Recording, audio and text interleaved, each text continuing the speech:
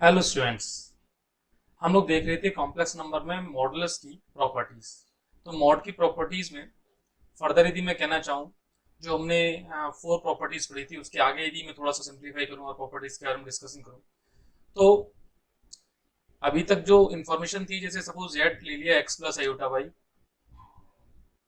इसका mod of Z, modulus of Z is equal to square root of real part square, real Z whole square plus imaginary Z whole square.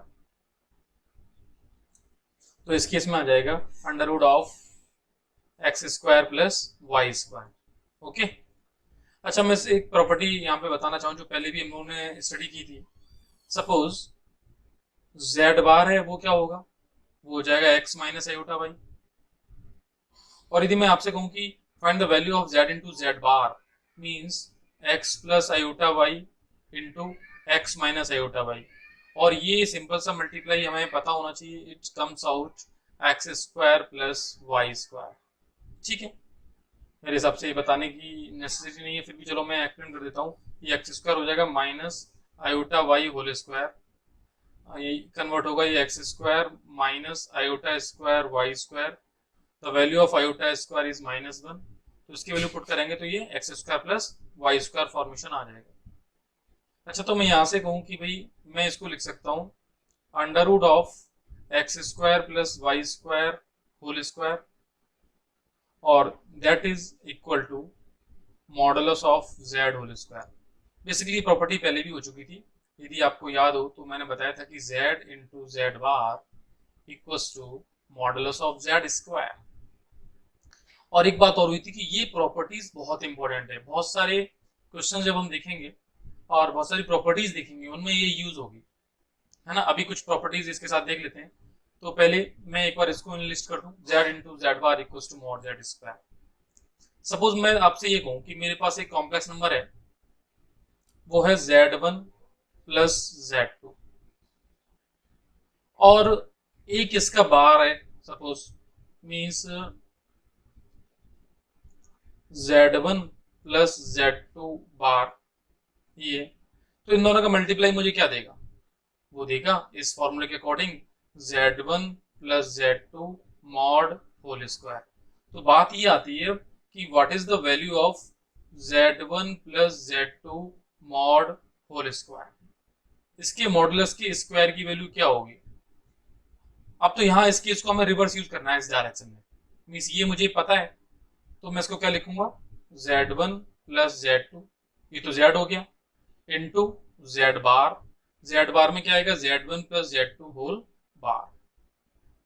अब इसको जो properties थी किसकी, conjugate की, वहां से सेट किया तो ये सेपरेट अप हो जाएगा, मीन्स ये तो ऐसा कैसा रहेगा, और यहाँ आएगा z1 बार प्लस z2 बार। अब सिंपल सा मल्टीप्लाई है तो मल्टीप्लाई कर लेते हैं।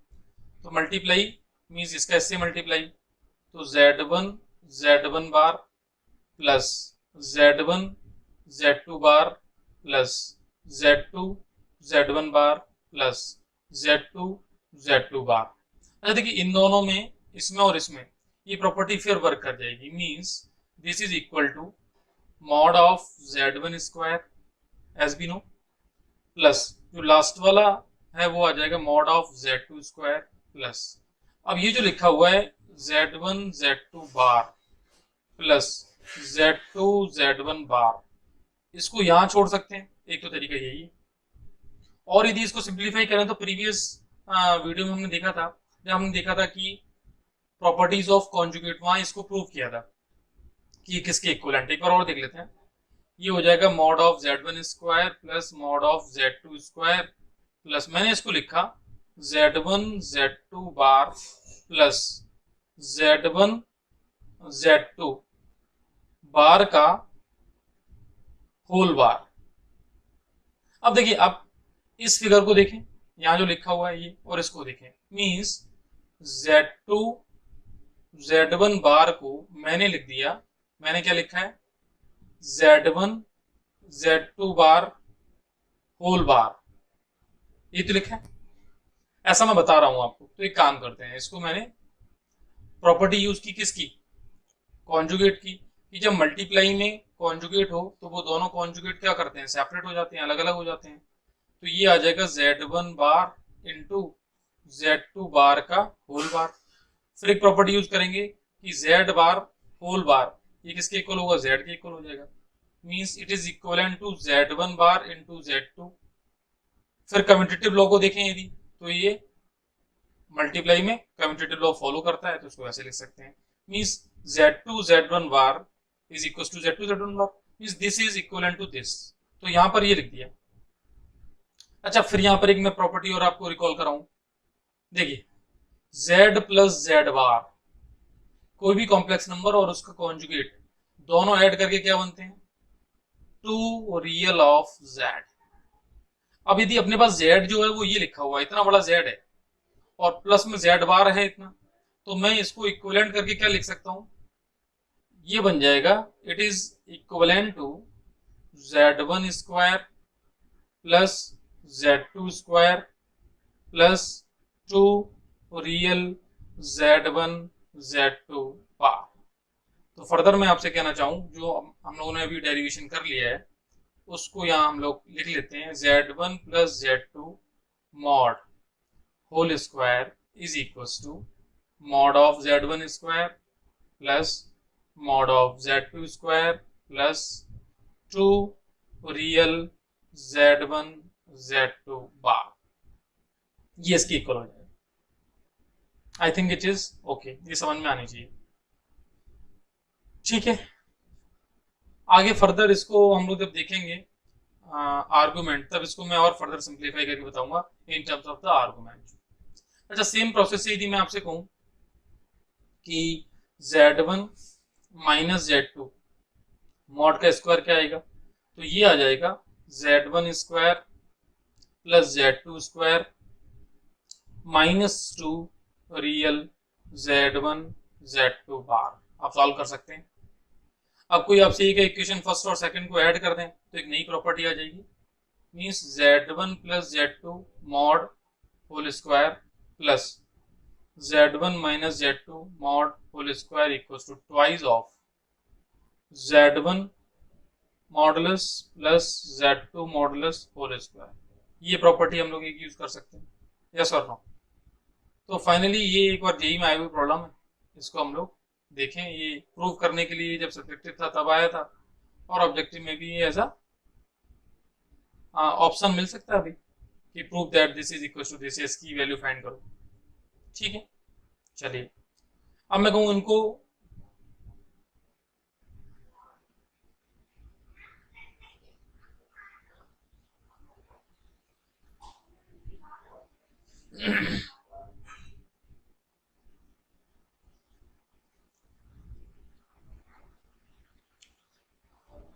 चलिए, ये तो प्रॉपर्टीज हो गई जो हमने Z1 प्लस Z2 और Z1 माइनस Z2 मॉड के लिए डील कर ली। अच्छा, अब कॉन्जुगेट की प्रॉपर्टीज याद करो। कॉन्जुगेट की प्रॉपर्टीज में जो हमने पढ़ी थी कि भाई Z1 into Z2 whole conjugate क्या होता है, जो अभी यूज किया। अब कोई आपसे ये कहे कि Z1 into Z2 whole mod क्या होगा, क्या ये mod of Z1 into mod of Z2 के इक्वल होगा, तो उसको प्रूव कर लेते हैं। जब प्रूव करने की बात आती है तो उसके पास अपने पास जो पैटर्न है वो एक तो है कि मैं Z1 को मान लूं x1 प्लस आयोटा y1 और Z2 को मान लूं x2 plus iota y2, x2 plus iota y2, या फिर मैं इसको r1 e2 power iota theta 1 मान लूं, इसको r2 e2 power iota theta 2। अब ये पता होना चाहिए कि यहाँ पर r1 e2 power iota theta 1 इसको ऐसे लिखो या फिर ये लिखो, या फिर इसको कन्वर्ट कर दें R1 cos थीटा, मान लो थीटा 1 है यहाँ पे, प्लस आयोटा साइन थीटा 1। ये इसकी पोलर फॉर्म है, ये एक्सपोनेंशियल फॉर्म है, ये इसकी ज्योमेट्रिकल फॉर्म है। ऐसे ये बन जाएगा R2 cos theta 2 plus iota sine theta 2। अच्छा, एक्सपोनेंशियल फॉर्म में एक्चुअली प्रॉफिट क्या है, जैसे मैं ये कहूं Z1 मेरे पास है r1 e to power iota theta one, z2 मेरे पास है r2 e to power iota theta two. तो मुझे एक बात बताओ, z1 इंटू z2 क्या होगा? इन दोनों का मल्टीप्लाई। तो r1 into r2 e to power iota theta one into e to power iota theta two. जब हम मल्टीप्लाई करते हैं तो पावर्स क्या होती हैं? ऐड हो जाती हैं। तो r1 r2 e to power iota theta one plus theta two. अच्छा, इस कॉम्प्लेक्स नंबर को मैंने क्या लिखा था? तो इसको मैं भी लिख सकता हूं, ये बनेगा r1 r2, यहाँ पे आएगा cos theta one plus theta two plus iota sign theta one plus theta to. अब जिस बच्चे को ये बात समझ में आ गई कि भाई ये कॉम्प्लेक्स नंबर है, ये भी कॉम्प्लेक्स नंबर है, तो जब इसको अभी हमने देखा था कि पोलर फॉर्म में कैसे लिखते हैं, वो ये लिखा हुआ है इसको। तो जब theta one plus theta to वाला कॉम्प्लेक्स नंबर है और उसका ये सेटअप क्या कहलाएगा? ये मॉडुलस कहलाएगा, तो इसको भी ऐसे लिख सकते हैं। अच्छा, एक बात और आपको बता दें, जब भी हम लोग ये यूज करते हैं e to power iota theta one, तो एक कॉन्सेप्ट, यदि कोई मुझसे कहे कि मॉड ऑफ जेड वन क्या आएगा, वो आर वन ही आएगा। क्यों भी? क्योंकि यदि मैं सिंपल पैटर्न को आपको बताऊं और मैं ये कहूं कि कॉम्प्लेक्स नंबर जेड वन जो है वो ये है R one cos theta one plus iota R one sine theta one. मेरे हिसाब से ये बात समझ में आ गई होगी कि मैंने आर वन से अंदर मल्टीप्लाई कर दिया है, तो ये इसका रियल पार्ट है, ये इसका इमेजनरी पार्ट है। यदि इसमें निकालूं मैं इसका मॉडुलस, तो by the property it is the square root of real part whole square आएगा are one square cos square theta one plus r one square sine square theta one आ जाएगा। अब मैं आर वन स्क्वायर को common ले लूं तो basically are one बाहर आएगा और यहाँ क्या आ जाएगा? Cos square theta one plus sign square theta one. इतनी डिनोमिनेटर आती होगी, वन हो जाएगा, तो ये आर वन हो जाएगा। और वैसे भी जब ये लिखा था तो यही तो इसका मॉड था। तो अब मुझसे कोई कहे कि मेरे पास ये फॉर्मेट लिखा हुआ है, इसके बारे में मुझे इन्फॉर्मेशन दो, तो मैं देखो क्या क्या इन्फॉर्मेशन दे सकता हूँ। सबसे पहली इन्फॉर्मेशन कि भाई इसका जो मॉड है वो R one into R two के इक्वल है। और आर वन क्या है? ये मॉड जेड वन है। और आर टू क्या है? ये मॉड जेड टू है, सॉरी मॉड जेड टू है। Means Z one into Z two whole mod is equal to mod of Z one into mod of Z two. मीन्स ये property निकल के आ गई जिसको हम लोग ड्राइव करना चाह रहे थे, और मैंने इसको बाय द पोलर फॉर्म वहां से डेरिवेशन किया। वो डेरिवेशन इजी है एक्चुअली। अच्छा, और इसकी इंफॉर्मेशन को एक बार लिख लेते हैं। कोई मुझसे कहे कि भाई real part of Z one Z two ये क्या है, तो मेरा आंसर आएगा are one R two cos theta one plus theta two. फिर कोई हमसे कहे कि भाई imaginary part of Z one into Z two क्या है, तो उसका आंसर आएगा are one R two sine theta one plus theta two. ये आंसर आ जाएगा। तो अभी एक जो प्रूव कर लिया था वो तो कर लिया। अब मान लो यहां पर एक चीज और देख लेते हैं। सपोज मैं आपसे ये कहूं कि Z2 ये, अब Z2 ये, तो Z2 बार क्या होगा? अच्छा बताओ, किसी भी कॉम्प्लेक्स नंबर का जब बार लगाते हैं तो यहां माइनस आ जाता है यहां। अब मैं इसको आपको एक बार थोड़ा सा एक्सप्लेन कर दूं। जब हम ये देख रहे थे तो यहां पर मैंने यहां पर एक कॉम्प्लेक्स नंबर लिखा हुआ है ये, ठीक है, Z1 Z2 बार। थोड़ा सा बैक में जाके एक बात मैं ये समझाना चाह रहा हूं आपको। देखिए, मेरे पास कॉम्प्लेक्स नंबर आया Z1 जिसको मैंने लिखा R1 e to power iota theta one. इसके साथ साथ मैं आपसे ये कहना चाहता हूं कि इसकी इंफॉर्मेशन में आपको एक तो रियल Z1 पता होना चाहिए। तो उसको देखते ही मेरे पास रियल Z1 आएगा R1 cos थीटा वन, क्योंकि मुझे ये पता है कि ये बेसिकली R1 और साथ में cos theta one plus iota sine theta 1 है, ये ऑलरेडी है। इमेजिनरी z कितना आएगा, वो आ जाएगा r1 साइन थीटा 1। ये इंफॉर्मेशन अपने पास आ गई। अच्छा, अब मैं तुमसे कहूं कि भाई मुझे z1 के कॉन्जुगेट के बारे में थोड़ी सी इंफॉर्मेशन और देनी है आपको कि z1 का कॉन्जुगेट क्या है। तो भाई यदि z1 ये और इसके कॉन्जुगेट को निकालें तो मैं ये कहूंगा कि r1 cos थीटा 1 माइनस आ जाएगा या आयोटा साइन थीटा 1। अच्छा, अब e to power iota theta ये होता है। मैंने एक काम किया, यानी बीच में प्लस ही होना चाहिए, मैं जो बताना चाह रहा हूं उस पर ध्यान देना, यहाँ प्लस आना चाहिए।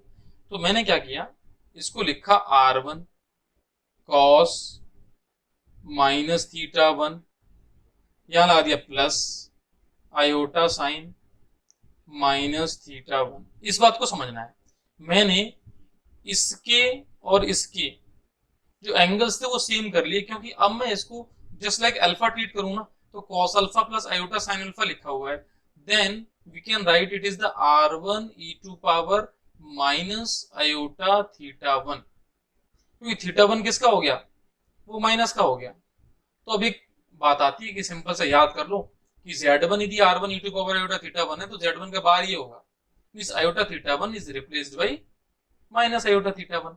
और सिंपल सी बात है, हम पढ़ते आ रहे हैं कि आयोटा को माइनस आयोटा से रिप्लेस कर दिया भाई। इसके लिए इतनी सारी बकवास यदि ट्रिग्नोमेट्री से समझ में आए तो अच्छी बात है, अदरवाइज इस रूल को भी फॉलो कर सकते हैं। तो देखिए z1 इंटू z2 बार, यदि मैं इसको निकालना चाहूं तो मेरे पास z1 तो ये r1 e to power iota theta 1, z2 bar जो आएगा वो आएगा r2 e to power minus iota theta 2।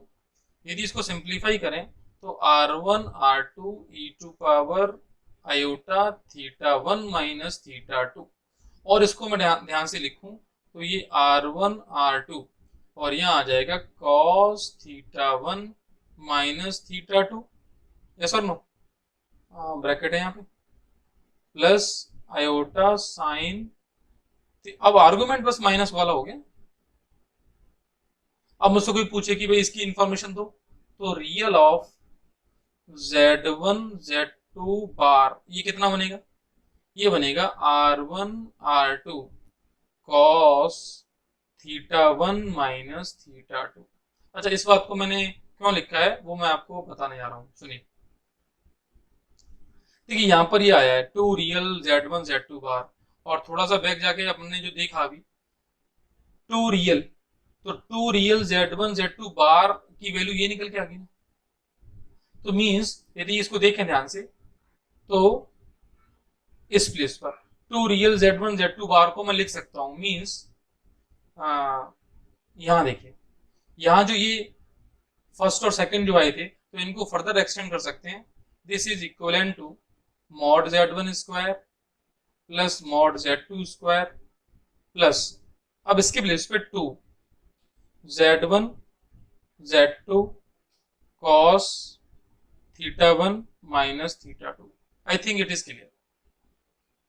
तो एक तो हमने ये देख लिया कि प्रूव ये z1 z2 mod z1 mod z2 के इक्वल हो गया, इसका प्रूफ आ गया अपने सामने, यस और नो, देख लें।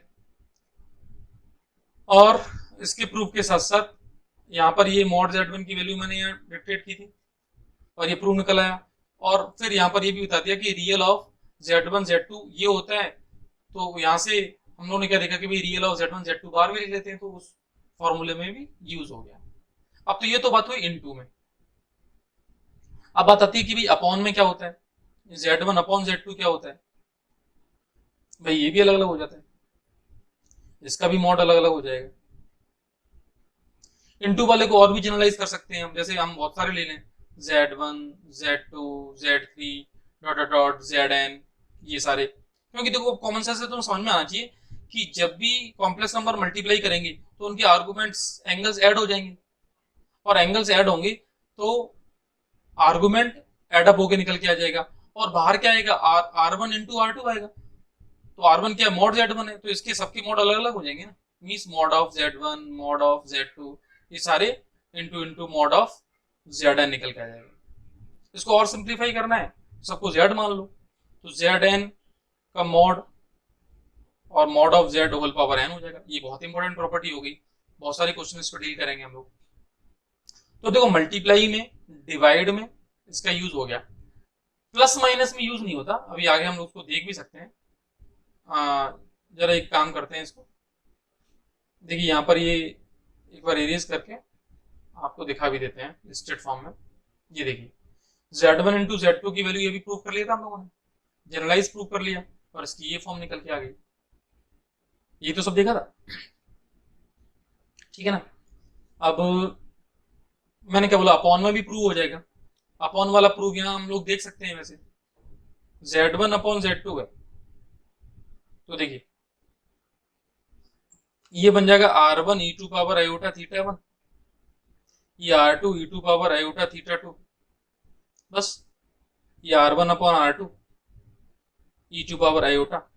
अब इतनी मैथमेटिक्स आनी चाहिए कि डिवाइड में पावर्स क्या होती है, सब्ट्रैक्ट हो जाती है। तो ये कॉम्प्लेक्स नंबर एक बन गया जिसमें ये मॉड है और आर्गुमेंट इसका यही आ जाएगा, मतलब मॉडुलस यही आ जाएगा, और आर्गुमेंट थीटा 1 माइनस थीटा 2, बात की बात है आर्गुमेंट। तो कोई मुझसे कहे कि what is the value of Z1 upon Z2 whole mod, तो मॉड लेने पर मॉड में यही बचेगा R1 अपॉन R2, और बेसिकली R1 क्या है, ये मॉड Z1 है, और R2 क्या है, it is the mod Z2। ये प्रॉपर्टी भी आ गई। ऐसे मैं कहूँ कि प्लस में प्रॉपर्टी आएगी तो प्लस में प्रॉपर्टी नहीं आएगी। जैसे प्लस वाला केस लिया, प्लस वाले केस में Z1 प्लस Z2 है, अब मैं कहूँ कि इसका मॉड ले लो, तो भाई एक बात बताओ, यदि मैं इसको लिखूं R1 e to power iota theta 1 plus R2 e to power iota theta 2, तो बेसिकली ये ऐसे complex number as it is बन ही नहीं रहा है।